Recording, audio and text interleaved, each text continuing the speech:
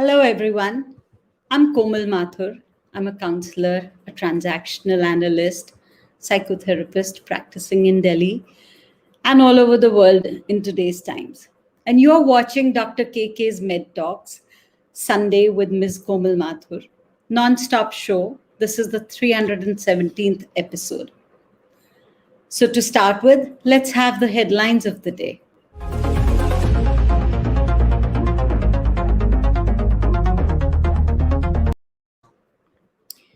India has recorded a single day rise of 1.65 lakh new COVID 19 cases, the lowest in 46 days. The Indian Institute of Technology, Hyderabad, has developed nanofiber based controlled release oral tablets of amphotericin B to treat post COVID fungal infections. Vietnam has discovered a new COVID 19 variant, which spreads quickly by air and is a combination of the strains first found in India and Britain, health officials have confirmed. The total number of COVID 19 vaccine doses administered in India has crossed 21 crore, the Union Health Ministry said on Saturday. Delhi Chief Minister Arvind Kejriwal has said there will be gradual unlocking in the capital starting from May 31 as the COVID 19 situation is coming under control. And that is good news. So let's go to the topic of the day.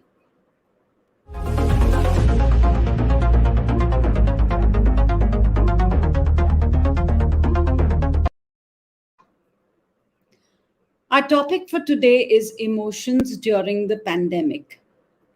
And let me introduce to you our special guest today, Mr. Saul Pereira. Saul Pereira is a transactional analyst, a counselor, and therapist. He has been personally instructed and trained in transactional analysis and reparenting by the pioneer of the reparenting technique, late Ms. Jackie Lee Schiff, for therapeutic and organizational levels. He is a business consultant for culture change in leading organizations. He has been conducting courses for counseling skills for the public, in his clinic for personal training, and in various institutions. In his experience as a teacher, coach, and also as a therapist, he has functioned in administrative roles, often responsible for major sports events, staff groups, day-to-day functioning of the institutes, and making important policy decisions. He has been successfully practicing psychotherapy at his clinic. He employs the directive method and is a very innovative therapist, employing eclectic approaches and has developed his own tools and concepts for treatment. He has several publications, feature articles, newspaper columns to his credit. We are very fortunate to have you with us today, Saul. Welcome to the show. Thank you. Thanks for that introduction. Should I go ahead? Is it Yes, time for go me ahead. to start? Yeah. It is Okay. time for you to start. Present us with all the wonderful things you have for us today. Okay. Thank you so much. I'm glad to be on this show for the first time. And I'm told it's a very large audience, and I'm even more impressed by that. The topic I've chosen intentionally, in fact, is handling emotions. And we are specifically talking about during this pandemic, but what I'm going to share with you can be used at all times, anywhere and everywhere. And ideally, if it is applied in your personal lives, will make a huge difference. So some interesting concepts are there that are not found in any other text material, not taught anywhere, because I have developed them over a period of time. They're very impressive because of the results I've seen from it. And lots of people have stood to benefit from these techniques. So let me begin with it because without much ado, I can tell you that our emotional life is as parallel to and equivalent to our human life. You can hardly make a distinction between the two. They are so connected that I would say that if you have no emotions, you're not a human being. If you have one emotion less, you are that much less of a human being as well. So emotions play a very, very huge role in our lives. And from the time Mr. Daniel Goleman published his book, Emotional Intelligence, this matter has come to everybody's know, and we have all realized how important it is. And while he emphasizes a lot of beautiful concepts in his book, it became very popular because it was actually true to life. People could relate to it. And they discovered that emotions play a very, very crucial role rather in our lives. And in fact, it can improve your intelligence, or vice versa. Intelligent people use emotions well. Now, commonly we have heard people saying, control your emotions. In fact, that is exactly what is not recommended. And if you look at the first slide that I would ask Ritu to please put up, you will see that the word emotion not only has a good meaning to it, but it also conveys a good message. I've hardly seen words that have both together. So to break up the word emotion, and it's very crucial to our understanding, is to see the two parts and then bring it together. And the first part has to do with EM, the first two letters.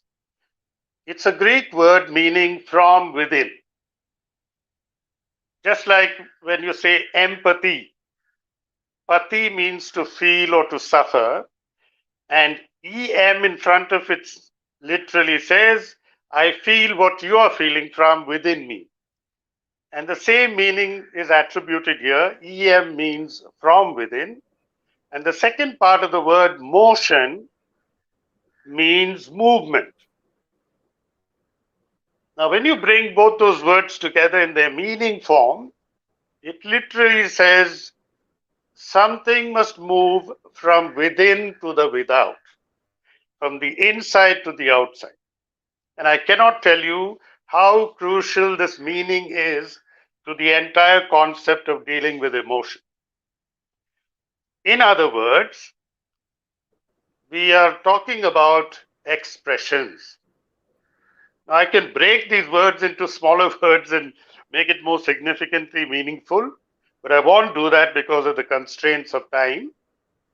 But expression literally means press it out of your system. Like export means to send it out of the port, express literally means press it out of your system. Now, what does that convey? Conveys the urgency that when we have a feeling, ASAP, we need to bring it out.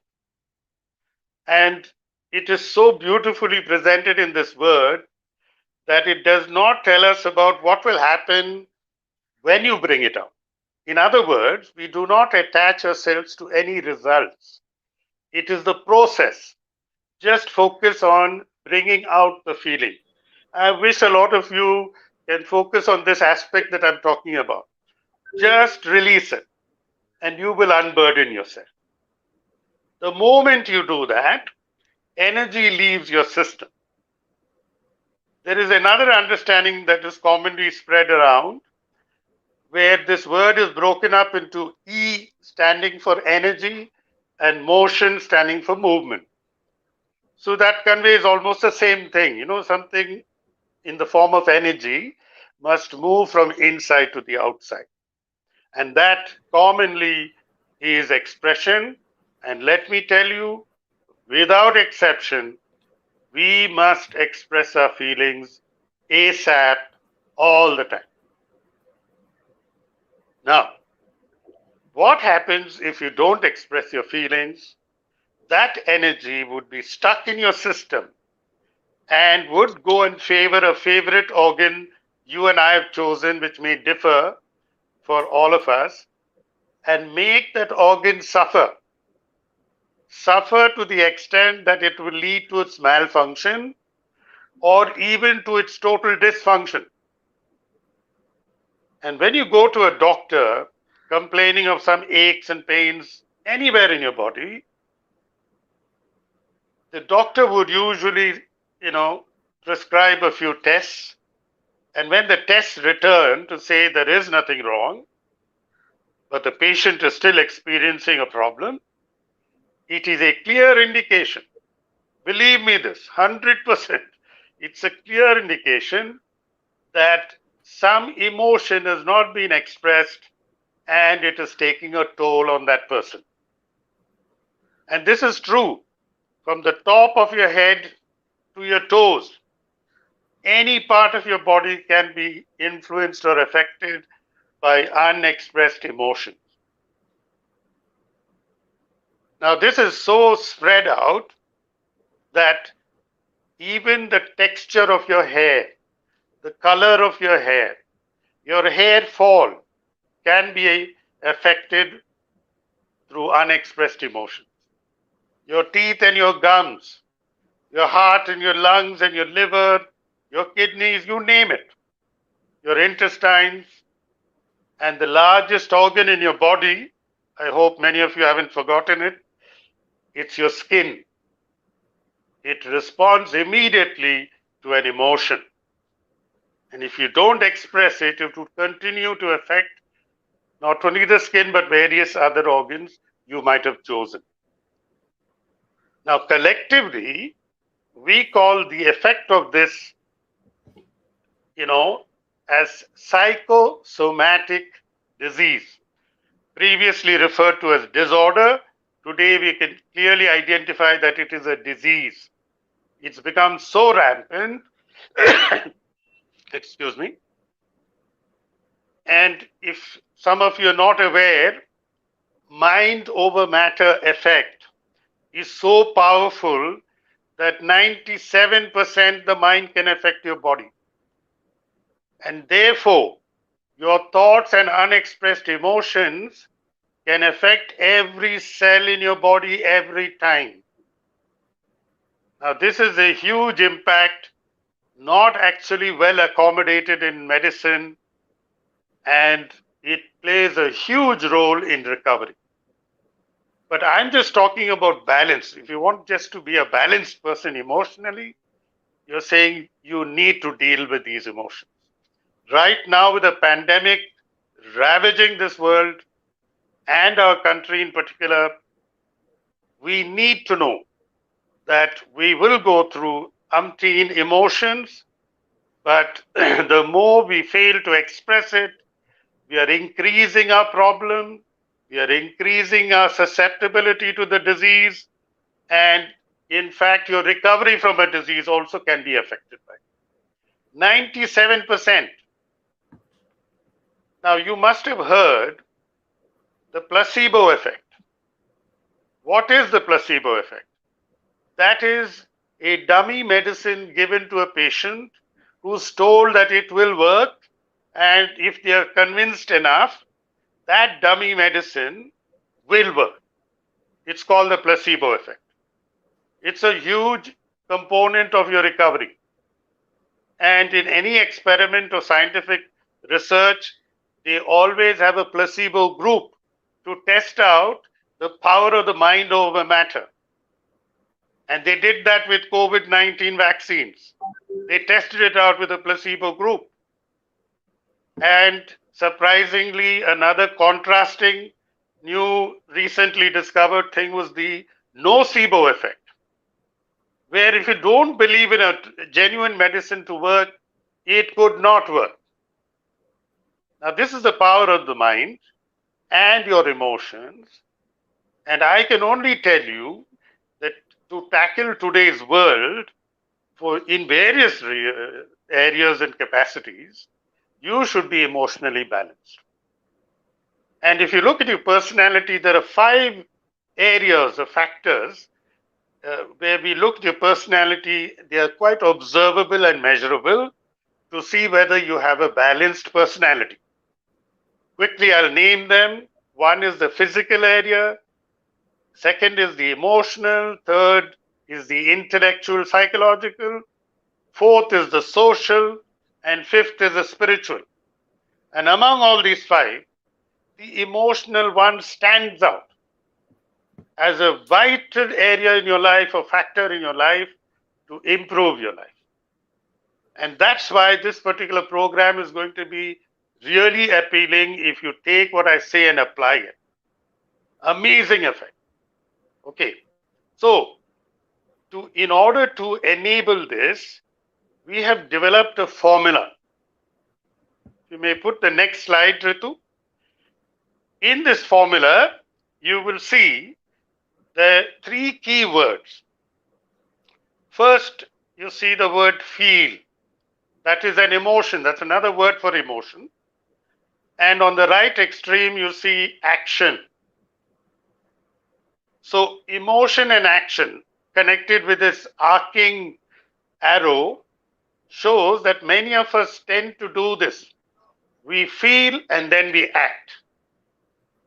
And this is referred to as impulsive, also a reaction, or even a reflex action. What is cardinal in this is the missing element in the middle of the formula, which is thinking. When we don't think and we act, then we cause a lot of complications and problems. And particularly impulsive. When you behave impulsively, please do not take that as a compliment. It is always to be referred to as a negative connotation because you are behaving irrationally, and we commonly call that emotionally disturbed. Plenty of us, I would say the majority of us, tend to behave like that. Now, action is an expression. It can be found in various forms. You may stare at somebody and express your disapproval. You may shout at somebody. You may beat up somebody. You may even kill somebody in an act of expression. But it is very important to choose an action that is appropriate. Saul, Okay. could you give us an example that would highlight this, especially in the context of the COVID pandemic? Yes. So now you see, all of us, are afraid. For the first time in my life, I am vouching and ratifying people's fear for the first time during this season because it is justified and it's valid. And because of fear, people get desperate and they scramble around. They go through unethical means also to, get some help. Now, when it fails, when something, was so close by the skin of your teeth, you missed it, and the person expires, then all hell breaks loose. You're so upset. Now you shift from fear to anger. And it's quite normal and natural that you do that. Though, is it justified is a big question mark. And then people get violent and they think death for death, and they're willing to really do harm to people, including our frontline workers, sadly. So we can go to extremes like that. Just because we are affected by the situation and you find that everything is not within your control, you're dependent on so many other people, agencies and government and etc., that you feel, out of control and you resort to violent means. And I will show you there are levels of this that comes up. So what is the alternative? It is to select the middle path or the word that I've written in the middle. Think before you act. This is an excellent formula. As it stands, feel, think, and then act will be a rational recourse. And it gives you excellent results. One in particular that I want to focus on is that it expresses the feeling appropriately. But the second one is the good results that come from it. But I don't want to focus on the results. I want to focus more and more on the importance of moving this feeling from inside to the outside. And this is where thinking comes in. And under thinking, I've qualified it to constructive thinking, because you can do all kinds of wild thinking and go berserk. But constructive, rational thinking will enable you to choose a response. That's the word underneath constructive. Choose a response as compared to reaction or reflex action. And when you do that, that is what we call spontaneous behavior. Completely different from impressive behavior. But many of us equate the two to be one. It's not. It's vastly different. Spontaneity involves quick thinking and a rational action. And this is what we need to achieve.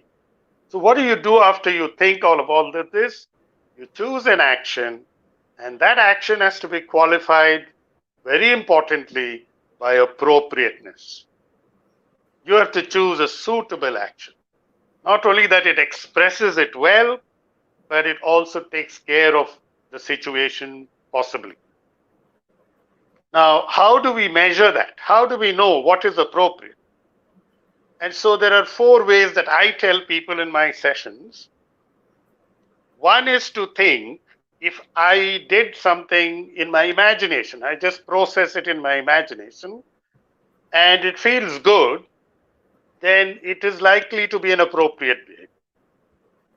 Second, if you know somebody who's an appropriate person emotionally, then you think, if that person was here, how will that person handle the situation? And thirdly, this is of course after you have exposure to me in therapy, you will come to know the way I think and feel and how I act around it. And so you could impose, this thinking in your own head. If Saul was here, what will he tell me to do? And the fourth one is to think, if Saul was here, what will he do? And you'll be amazed, you will get an answer for that. And that will likely make this action of yours appropriate. But built within the formula, if you look at the word feel, I have put there the words, the level comes down. Now, soon as you process it, and in your fantasy, you choose an action, you must experience that if I fulfill that action, my level will come down, and that will be a good check within this formula to know that you're on the right track. And when you have done that, you are ready for action. Now let me digress a bit with the next slide. Okay, this is my innovation. It's a linear scale of time. And right in the middle, I've drawn an event. It could be anything. You could be looking for an admission in a hospital. You could be facing, the death of a near one. You could be struggling to get a job. You could be hearing me right now and getting inspired by it. That could become an event. Anything that could make an impact could be an event. Now, I've shown you 2 views of this: being aware before an event and being aware after an event. And the little marks that I've put on the right side after the event is to show what happens if you realize or become aware 2 days after an event. Would you say that's a good thing or a bad thing? Without qualifying it, I would say it is good, because many of us live robotic lives. We don't smell the roses, we don't smell the coffee. We just go into a routine and we function within that routine, very little aware of what's happening. So even if it's 2 days later, that learning, realization can help you for the future. You may not be able to go back to the event and change anything there, but in a future event, you could learn from that because you realized. Similarly, So 4 days. here's a Sorry. question, sir. Before you Yeah. go further, I just wanted to, since we are talking about emotions in this time, and you did mention something about, suppose you're dealing with the death of a loved one. Yes. What is the support that this can give to somebody who's dealing with the loss of someone and it's sudden? They went into the hospital to get okay and then they never came back. Yeah. So this term of hindsight, is what I'm referring to. And you can see that from hindsight, there are a lot of things you may have done better, you may have done differently, and it might have affected the outcome. Now, that's a good thing, because even if you can't help somebody who died in your own life, surely you can take this information and pass it on to someone else and let it be of some productive use. So this is, learning after the event, and we should always learn from our past, and that is important. Lessons learned from our past will make us go through it as an experience. If you don't learn a lesson from your past, it can be considered a failure. Okay. Now let me give you a blanket statement about this. Any realization, any time after the event is good. Even if it is 16 years later, it can change something in you or for you after that.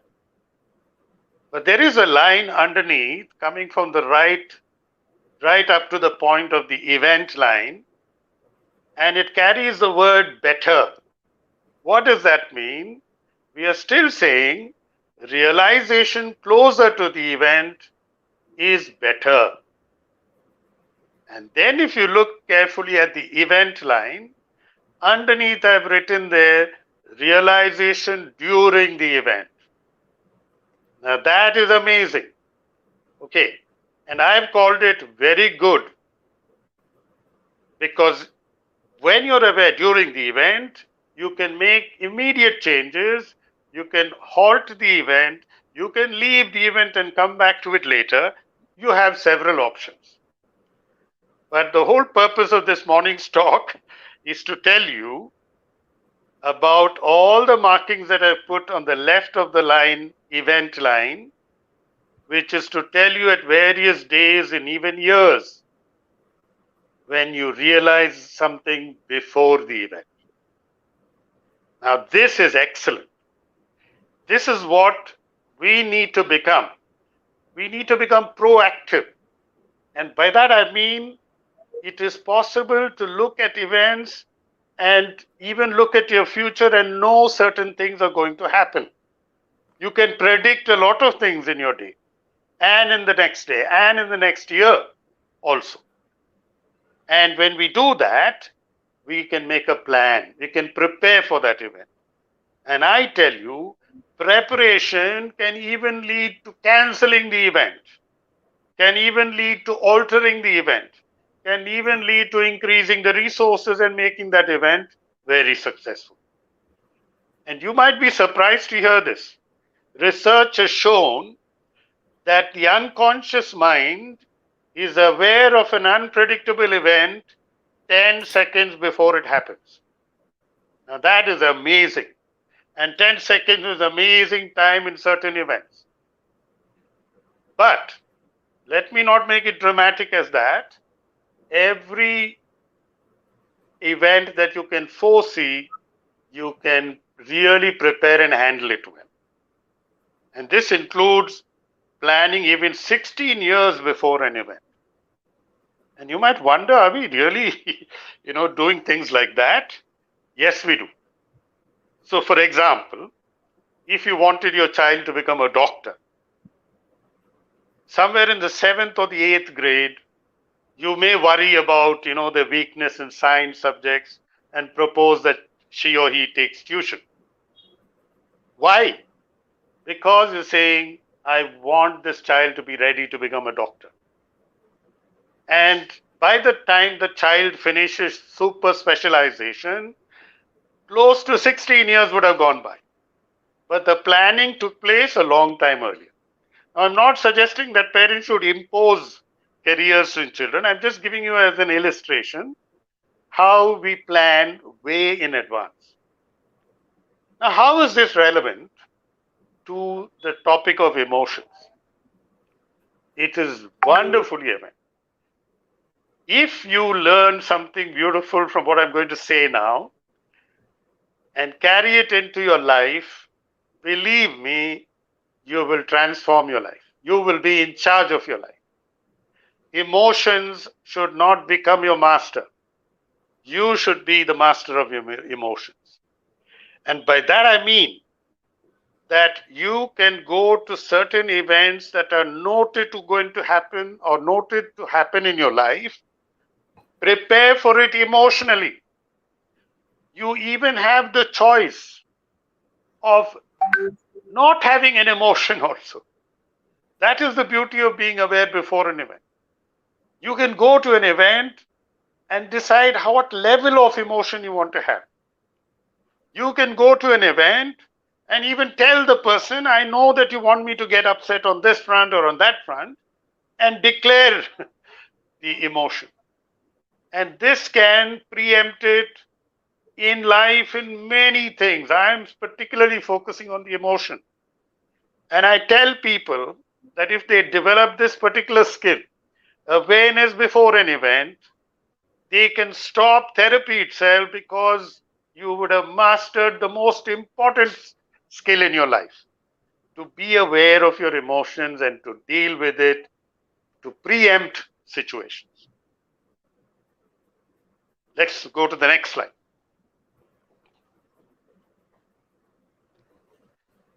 Okay. In this slide, I show you some numbers so that you give a number to your emotion. Half the numbers have been on the upper part and half of them on the lower part. They have willfully been demarcated so that you know feeling levels of below 5 are levels which you're saying, I am in charge because it is halfway and it is below. I can handle it. Okay. Now it's academic, whether it's 2, 2.5, halfway, is it 3, you can easily guess it. So I won't dwell on that. I will dwell on the next half, which are numbers from 6 to 10. And we have given beautiful criteria which you can identify and give an attribute, numerical attribute to your emotion. And these levels of feelings from 6 to 10 is a situation where the feeling can become in charge of you because it is overwhelming, or you have let it become overwhelming. So what are the criteria that will determine 6 versus 8, 7 versus 10? And so let me draw your attention to that. If it has to do with number 6 and 7, they are clubbed together. They are both concerned with your closeness to losing control. You have not yet lost it, but you're very, very close. 6 is a situation where you are that close that you will tell a group of kids or something like that, look, please stop it, it's irritating me.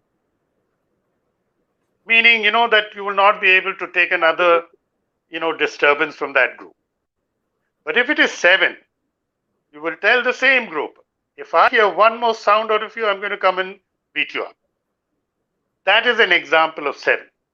Now, it's very easy to distinguish between 6 and 7 on this criteria. But you have not yet lost control, and that's the good part of it. Now we come to 8. It's an amazing level. Many of us feel this. We have lost control, but the reactions are all internal.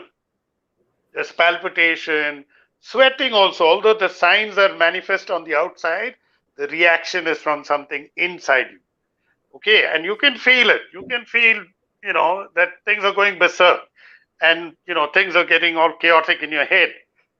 and you kind of don't know what to do, and yet you've kept it within you, that is a sign of 8, but you've lost control. 9, on the other hand, you've lost control, but it's become external. It can become physical/violent, which means if you're crying, for example, even laughing, those are indications of levels of 9. But then you could become violent. You can throw things around, break things, beat up people. And earlier the question was asked, for examples, and this is a situation where you're saying the person is reached level 9. They become aggressive, violent, external. And level 10 might be surprising to many of you. It has reached such a peak that you're saying, I am going into incapacitation. I'm just paralyzed, immobilized, frozen, stuck. Okay. And this can also be happening to us. And it's a good thing to examine yourself, because after you learn and become aware of yourself, it's easy to understand other people. What levels have you reached, for sadness, for fear, for anger, for happiness? All the feelings. You can determine it based on this criteria, the levels of your feeling. Give it a number, because it's going to be very relevant to the next slide, where there is a beautiful tool. This tool is the magic. Okay, if you apply this tool to your life, you will see phenomenal change emotionally to your life and to everybody around. So let's move to the next slide.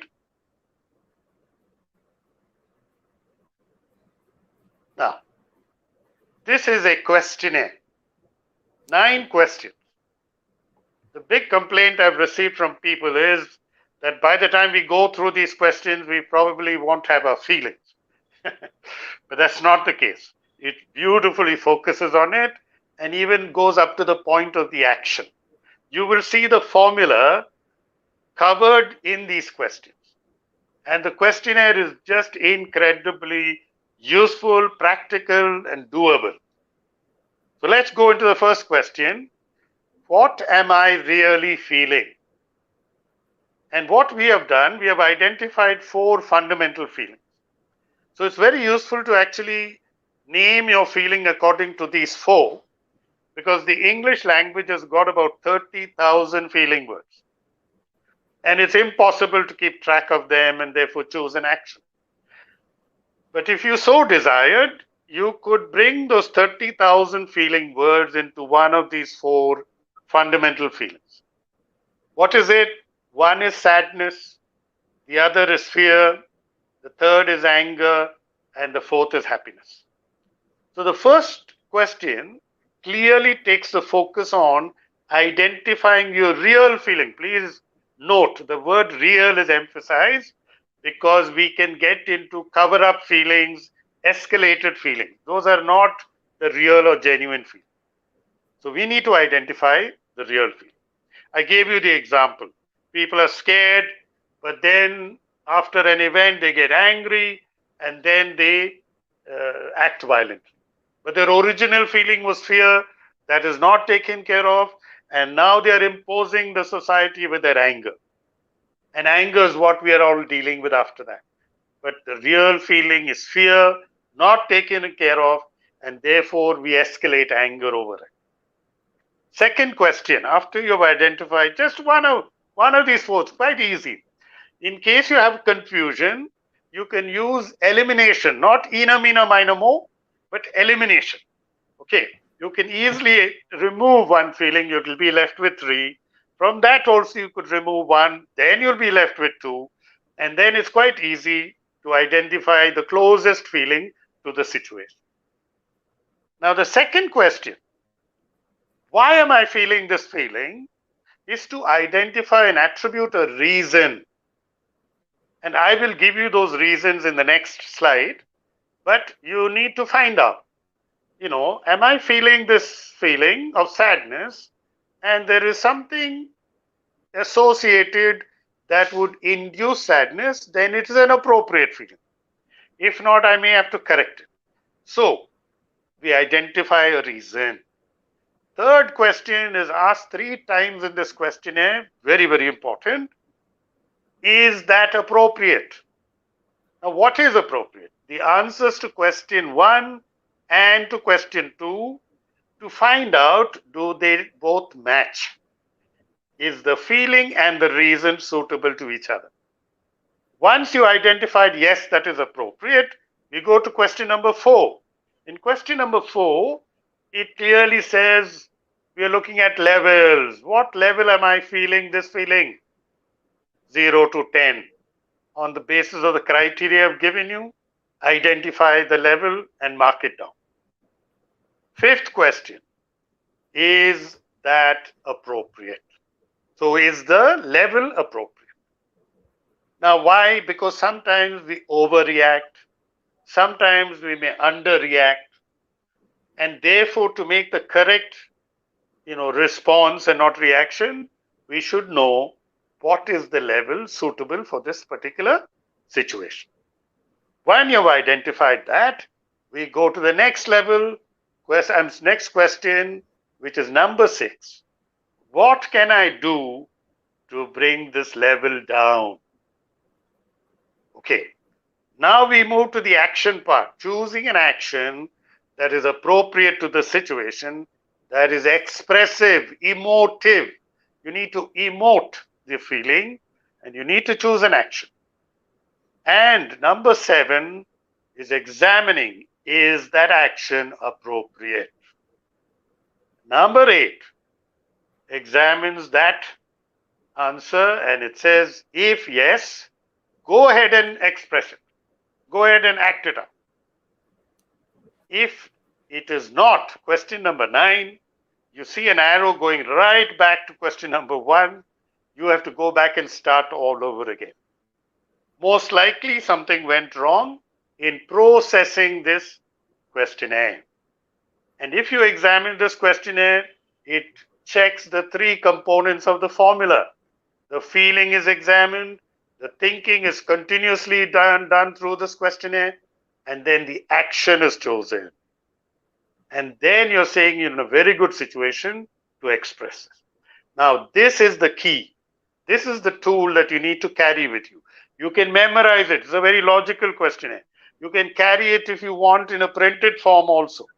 Just go through it. After some time, you will get an expertise around it. You will just go through it pretty fast. Now, you may wonder, does Saul Pereira go through this entire questionnaire? I don't. I'm so confident of my feelings. I'm so confident of the reason. I'm so confident of the level. I go straight to question number 6 to examine what to do differently in this situation. And then the next question is it appropriate? Next one, is it, if it is, go ahead and do it. And that is the bare minimum you'll come to over a period of time. I would not advise you to rush this process. Take your time, master this. Then when you come, develop some expertise, you can go to question number 6. Now let me quickly go into the emotions that we are talking about. Please shift to the next slide. Okay, I mentioned earlier we're talking about 4 emotions. We're talking about sadness, we're talking about scared, we're talking about anger, and we're talking about happy. Now, I have to bring to your notice something that even professionals use, high-rated professionals. And before I do that, I will ask you a rhetoric question. Are these feelings all good? Are they all bad? Or are you saying, no, some are good, some are bad? And the famous answer I get from the majority of my counselees is that some are good and some are bad. And the reference I was making to earlier, where professionals also use the term negative emotions, most incorrect usage. I must tell you, please accept all these emotions, embrace them. They are all good, including the 3 first emotions that make you uncomfortable. The discomfort is built into the emotion so that you will do something to move from discomfort to comfort. But they are very cardinal to our lives. And I told you our emotions are equivalent to our human life itself. The emotional life and the human life are one and the same thing. But we know animals feel feelings, but they have a different way of expressing it. Plants also feel feelings, and they don't have something that we particularly enjoy. Human beings, we have the benefit of language. We can talk about it. That's it.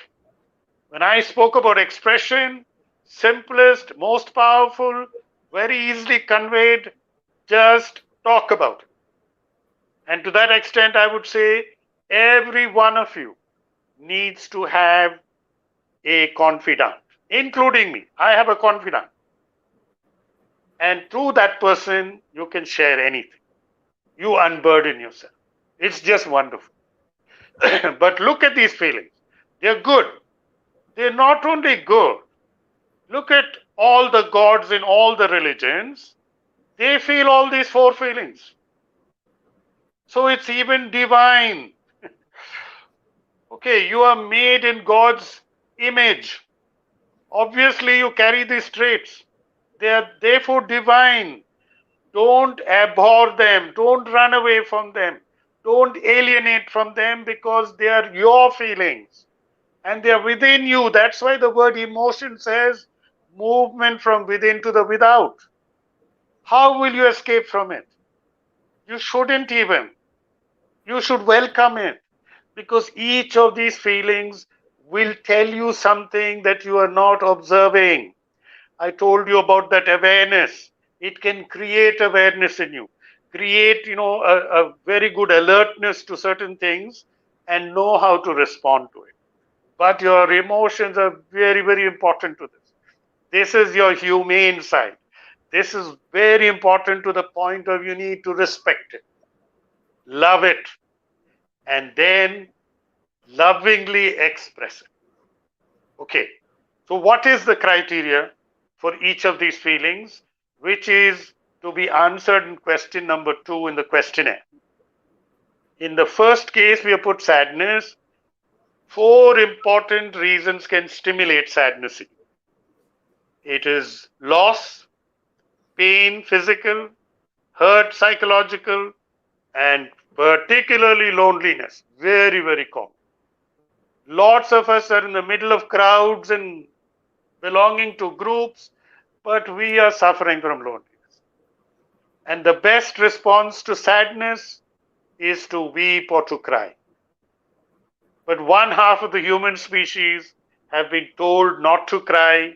From childhood, we have been inhibited from crying. We struggle with it because we feel it, but we're not allowed to express it. And I'm referring to men.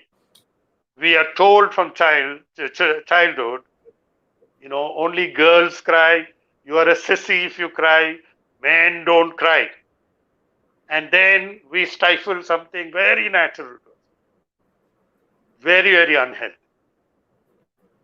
In fact, in a very famous book called Reversing the Heart Disease by Dr. Dean Ornish, he points out that worse than tobacco smoke that can kill you, because we can see tobacco smoke, we can measure it, we know its ingredients and everything.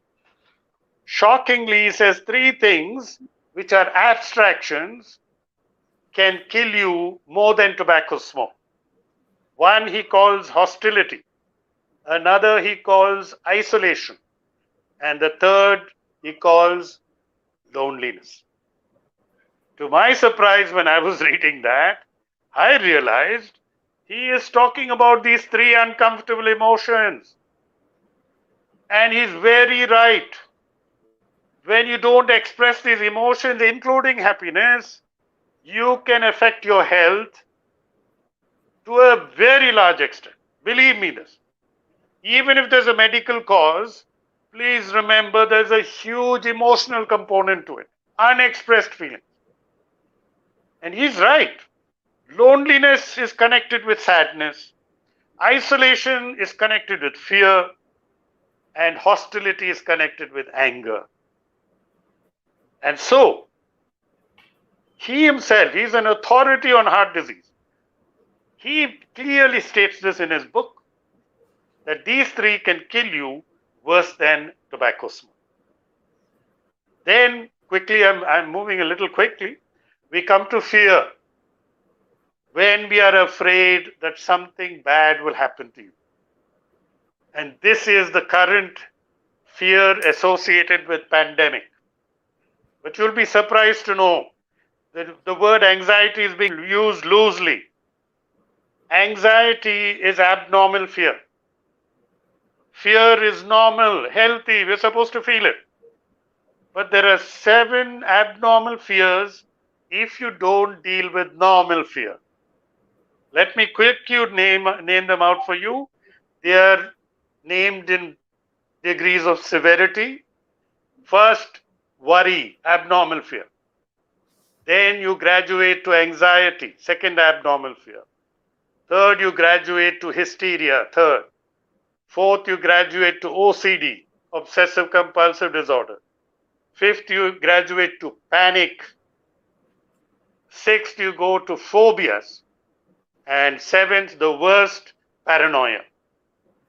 So, when we refer to this great anxiety that everybody is suffering from, the world is gripped in an anxiety, you're saying you are exaggerating the fear. Deal with the real fear. Be practical about it. 90% of what we worry will not happen. And for the 10%, we worry 90%. This is the parody in our life. We need to look at fear, embrace it, I'm telling you. In fact, the immediate thing that I recommend, the first thing that I recommend for fear is to face your fear. Face the feeling. The moment you do that, fear's power will diminish and you will find it easily handleable. You'll be able to deal. Let me go to the next feeling, anger. Very unfortunate. Many of us think when we are angry that we are licensed to become aggressive, violent, and destructive. Unfortunately, that is not true. The best thing you can do with anger is to just talk about it. As simple as that. Just express it. And if it's too bad to hold on, because it causes havoc, anger is an energy supplying feeling. It can go and destroy organs in your body very fast, including your immune system. But if you carry on holding it, it is destructive to you more than to anybody else. It is worth, therefore, one recommendation in dealing with anger, to learn to forgive. Forgiveness is extremely important. You don't even have to go to that person and forgive them.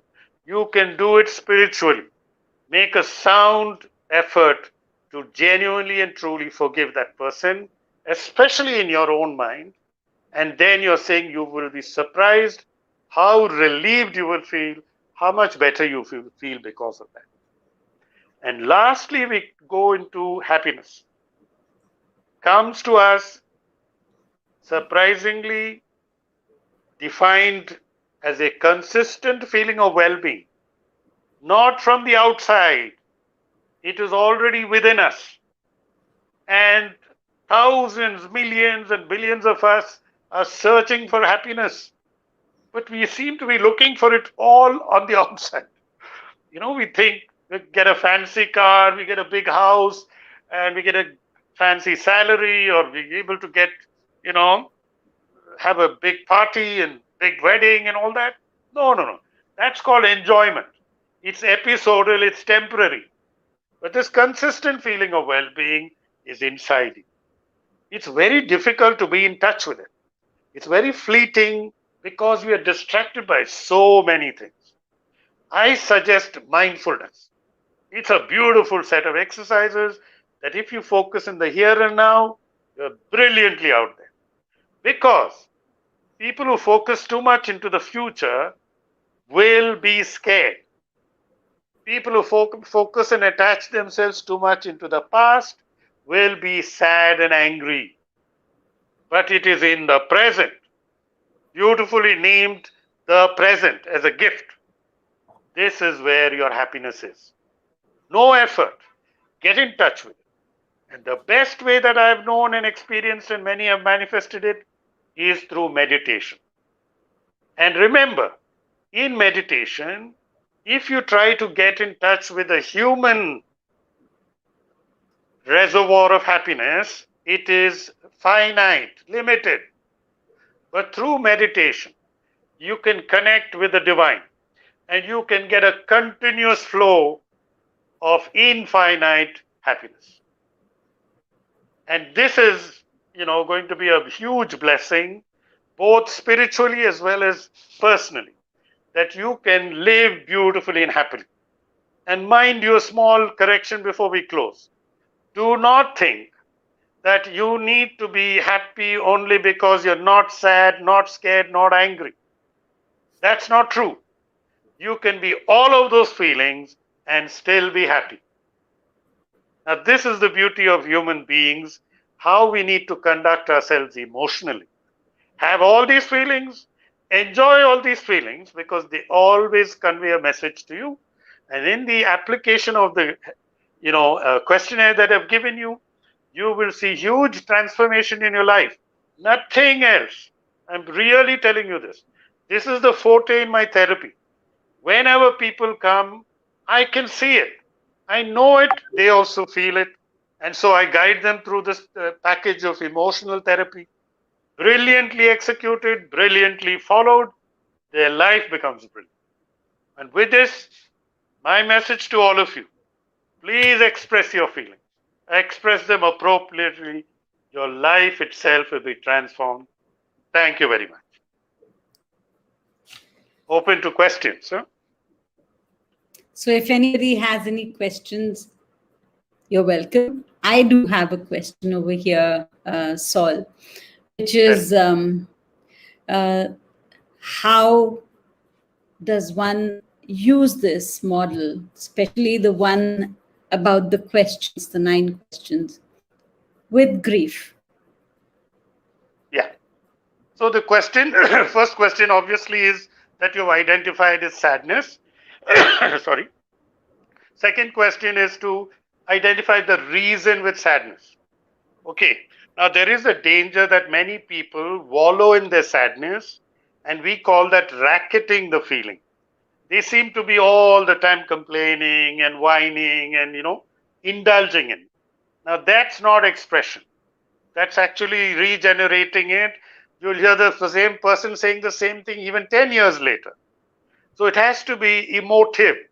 And so the reason must be very clear. I've identified this. Then when you go into the third question, what is it? Is it appropriate? Yes, I've experienced a loss. Maybe I lost a job during this pandemic. Now, that's very commonly happening all around us. So you're saying, how is it affecting me? I'm very sad and I'm almost close to dysfunctional state. Let's say level number 10. Okay. So what is it? Level, we're saying it's come to close to 10. Okay. Now you're giving it a number. It's got a form. Okay. Then you're saying, what can I do? Is it appropriate? Is obvious. You check it out and saying, yes, it's too much because it's incapacitating. I don't have, money to look after the family, to pay the rent, to pay my telephone bills and for the food and everything. So there is a big, problem with that. Now, I know mostly grief is associated with the loss of somebody in your personal life, through death. Particularly during this pandemic, you're seeing a lot of that. Unfortunately, that is what was not foreseen when it was very clear to everybody, to the government, to administrators, and to you and me. But we ignored it. We didn't pay attention to it. We are reacting after the event. But you see, even after the event, it's useful. We can do something. So get the level. After you've got the level, you find out what you can do. What is it that I can do to express it? Now, I told you, weeping silently is good. Crying aloud, even better. But talk about it. The more you clear up all the grief inside you, you will unburden it. And there's no chance of denial in this questionnaire because you are processing it very clearly. And the great thing about, dealing with emotions like sadness is to actually, you feel it. The moment you shift it out, you transform yourself. Now, women, for example, return to homeostasis or balance immediately after they've expressed themselves. Nothing more. They just carry on, cooking and cleaning up the house and stuff like that. But we men can hold on to that anger 3 months, not because we are not feeling it. We are feeling it, but we are inhibited about expressing it. Now, we need to express sadness. When you give it catharsis, emote it unburdens from your system. Every cell in your body responds happily because you're saying, I'm unburdened by this. And when you do that, you will restore yourself to balance. And it's very simple. Any of the emotions, not just the grief, you do that. Now, many people want this process of, first acceptance and withdrawal and all that stuff. You can do that also. I'm not against that. But you just try this very potent questionnaire. It processes it very nicely and carefully, gives you and the feeling importance, and then when you speak it out, even in traditional methods, they say talk about it. Everything, just exhaust yourself. When you finish it, your barrel is empty, then you're saying, I'm relieved. So how do you do it? Talking, weeping, crying aloud if that needs to be done. But the change is amazing. The day I did it, when I was 30 years old, I was carrying grief for nearly 24 years. I used to have a hunchback, very pronounced hunchback. It straightened the very day I expressed it. I didn't know that. And that straightening actually transformed my personality to an amazing extent. I walked into my home and my wife saw that something was different in me, something she couldn't cope with. And we had a huge problem after that.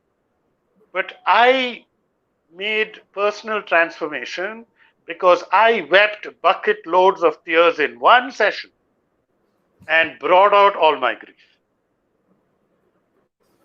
Now, this can be done by anybody.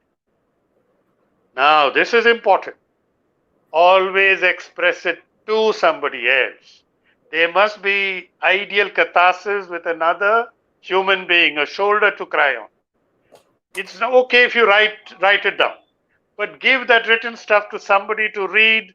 It has moved. Otherwise, it's still stuck. Okay. And when you actually give it across to some human being, it has moved totally so that you're saying, I'm relieved. I hope that answers your question. It does. It's very beautiful. And thank you so much. I think I'm just going to use Hindi and English both. सबसे महत्वपूर्ण चीज इसमें से जो मैंने सीखी है वो ये कि अपनी फीलिंग्स जाहिर करें, बात करें. अपने हो सकता है आप ये सारे टूल्स ना भी यूज करें जो इतने कमाल के टूल्स सॉल ने हमारे साथ शेयर किए हैं. They are really wonderful. And अगर कोई इनको इस्तेमाल करे तो यकीनन एक मूवमेंट आएगी अपने अंदर. मगर वो सब नहीं भी होता है तो सबसे जरूरी चीज ये है कि पहचाने कि क्या आपका इमोशन है और उसके बारे में बात करें. कोविड टाइम्स में बहुत, जैसा कि आपने कहा Saul, there is a whole range of emotions that people are going through and you very beautifully identified what they could be about. But loss from so many different avenues, उसके साथ anger भी है, डर भी है, grief भी है. अगर हम बात करें और किसी और से बात कर सकें तो वो हमें बहुत मदद करेगा. And thank you so much, Saul. This was really wonderful. And I hope our viewers managed to use them and have access to you and to your sharing even in future. Thank you very much. Thank you very much. And I hope it's useful to all of you. You can get back to me if you need any further support and help.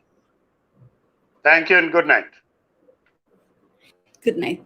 Thank you, everybody. Thank you for being with us, and continue watching, continue coming on to see Med Talks every evening, 7 o'clock.